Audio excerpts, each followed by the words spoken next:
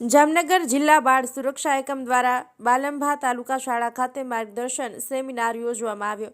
જામનગર જિલ્લા બાળ સુરક્ષા એકમ દ્વારા જામનગર જિલ્લાના જોડિયા તાલુકામાં આવેલા શ્રી બાલંભા તાલુકા શાળા ખાતે વિદ્યાર્થીઓ માટે માર્ગદર્શક સેમિનાર યોજવામાં આવ્યો હતો, જેમાં જિલ્લા સમાજ સુરક્ષા કચેરી અને જિલ્લા બાળ સુરક્ષા એકમ અંતર્ગત ચાલતી વિવિધ યોજનાઓ તેમજ દત્તક વિધાન, juvenile justice act, juvenile justice rules અને પોક્સો એક્ટ 2012ની વિસ્તૃત સમજણ આપવામાં આવી હતી।